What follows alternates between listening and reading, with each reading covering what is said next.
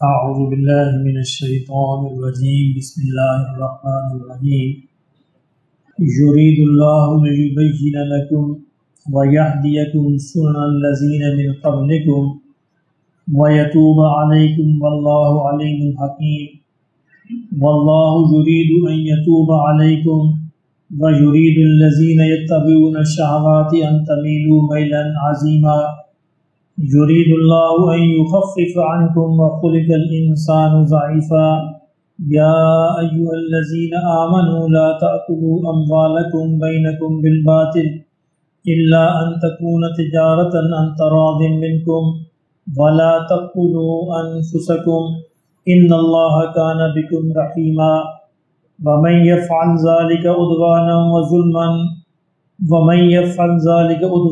وظلما فسوف نصلیہ نارا وکان ذلک علی اللہ یسیرا ان تجتنبوا کبائر ما تنہون عنہ نکفر عنکم سیئاتکم وندخلکم مدخلا کریما صدق اللہ العظیم۔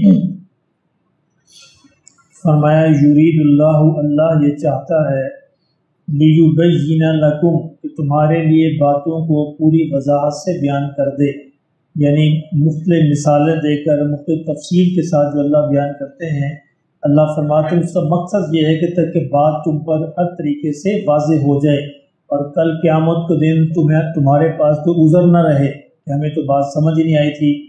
وَيَهْدِيَكُمْ اور اللہ تمہیں ہدایت دے، اللہ تمہاری رہنمائی کرے، سُنَنَ الَّذِينَ مِن قَبْلِكُمْ ان لوگوں کے طریقوں کی طرف جو تم سے پہلے تھے، یعنی جو ہدایت پر تھے، تم سے پہلے جو لوگ، جو امتیں، جو قومیں گزری ہیں، ان میں سے جو ہدایت پر تھے، راہ راست پر تھے، اللہ یہ چاہتا ہے کہ تمہیں ان کے طریقوں کی طرف رہنمائی کرے۔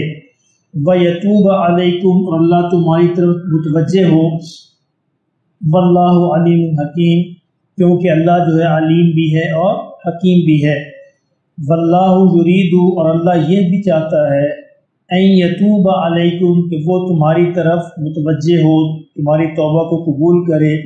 وَيُرِيدُ الَّذِينَ يَتَّبِعُونَ الشَّهَوَاتِ اور اس کے برعکس وہ لوگ جو اپنی نفسانی خواہشات کی پیروی کرتے ہیں، وہ کیا چاہتے ہیں؟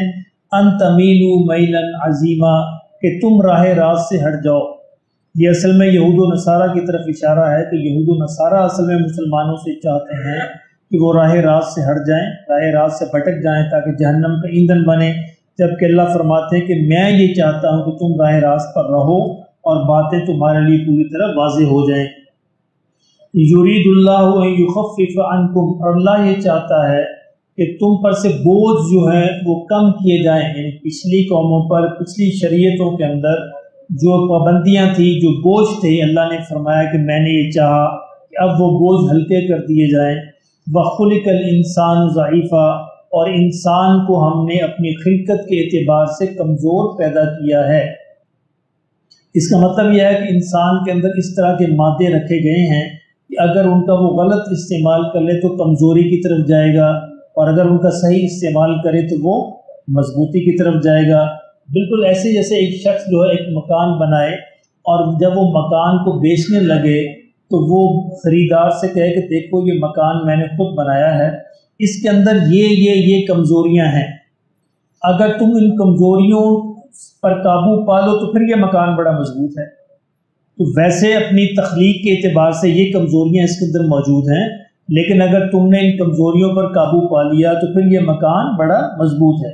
یہی مثال انسان کی بھی ہے کہ اس کی تخلیق کے اعتبار سے کمزوریاں اس کے اندر موجود ہیں، شہوات اس کے اندر موجود ہیں، خواہشات اس کے اندر موجود ہیں، اور اس طرح کی بے شمار چیزیں، جذبات، منفی جذبات اس کے اندر موجود ہیں۔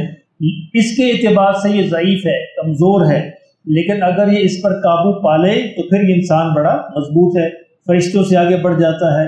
فرمایا کہ ہم نے اس طرح انسان کو ضعیف پیدا کیا، اس لیے ہم نے چاہا کہ اس پر سے مزید پابندیاں ختم کر دیں، مزید اس پر سے بوجھ کو ہٹا دیں تاکہ اس کی زندگی آسان ہو جائے۔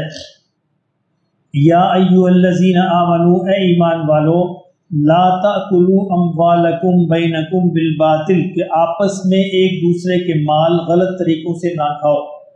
اچھا، ایک دوسرے کے مال کو غلط طریقوں سے کھانا یہ ہر انسان جانتا ہے، اس کی وضاحت کی ضرورت نہیں۔ इंसानी फितरत बता देती है उसको कि मैं गलत कर रहा हूँ या सही कर रहा हूँ।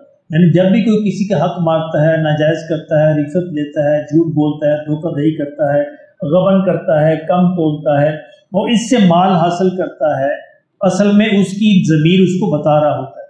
अब उस ज़मीर का गला घूंट कर वो करे तो करे, वरना उसको मौजूद है कि बातिल तरीके कौन कौन से हैं। इल्ला अन तकूना तिजारतन अन तराज़िम मिनकुम, सवाए उसके फरमाया एक दूसरे का माल लेना कब जायज़ है, जब तुम आपस में तिजारत करो, वो भी तिजारत वो जो तुम आपस के अंदर राजी हो जिस पर।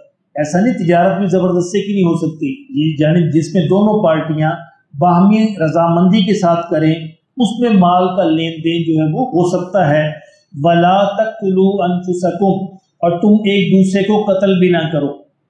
अब देखें किसी अजीब ये अल्लाह ने तरतीब रखी है कि माल का बातिल खाना और एक दूसरे का कत्ल करना दोनों को एक ही लाइन में रखा है, यानी दोनों मामूली गुनाह नहीं है।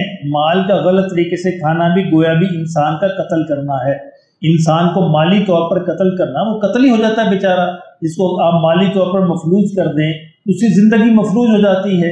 इसलिए अल्लाह ने कत्ल जैसे गुनाह को और एक दूसरे के माल को गलत तरीके से खाने के गुनाह को एक ही लाइन के अंदर रखा है।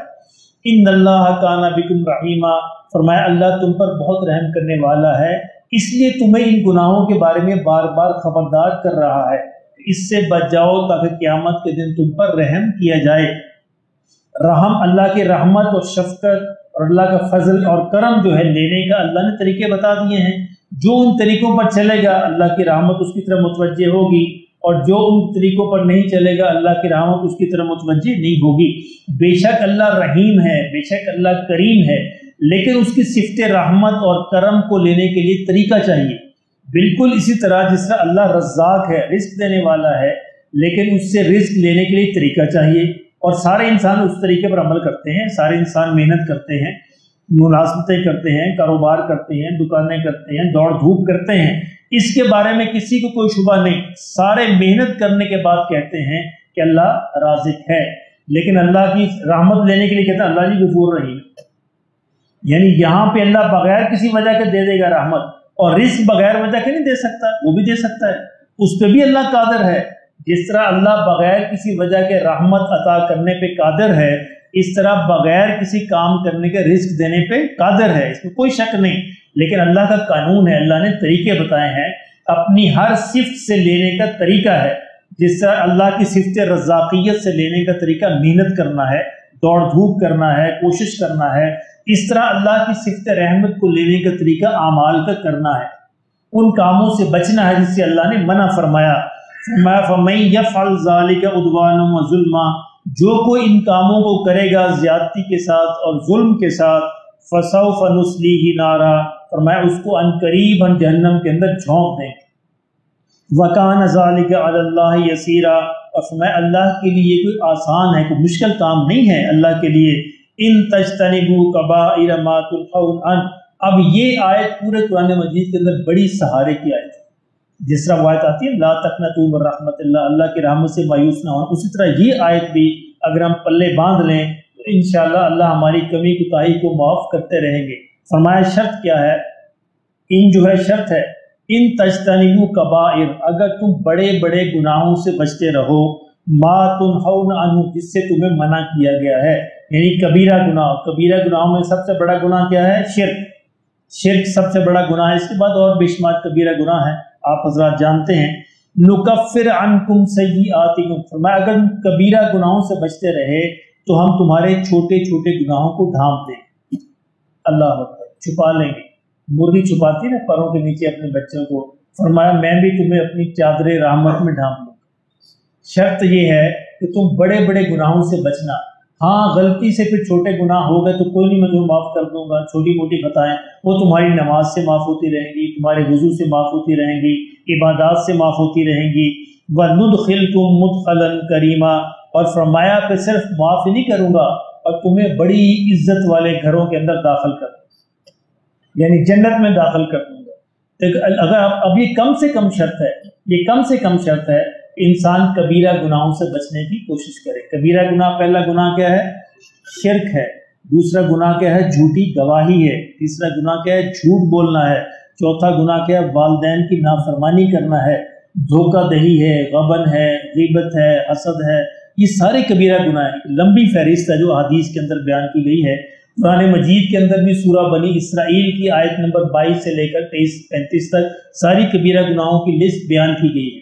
तो वो अगर इंसान एक दफ़ा पढ़ ले और उससे बचने की कोशिश करे तो इंशाअल्लाह बाकी छोटे मोटे गुनाह जो हैं अल्लाह हमारी नमाज़ों के सदके, रोज़ों के सदके, हमारे वज़ू के सदके, दूसरी चीज़ों के सदके उनको मुआफ़ फरमाते रहेंगे। सिर्फ मुआफ़ नहीं फरमाएंगे, फरमाया हम तुम्हें बड़ी इज्जत वाले घर के अंदर दाखिल भी करेंगे। अल्लाह हमें नसीब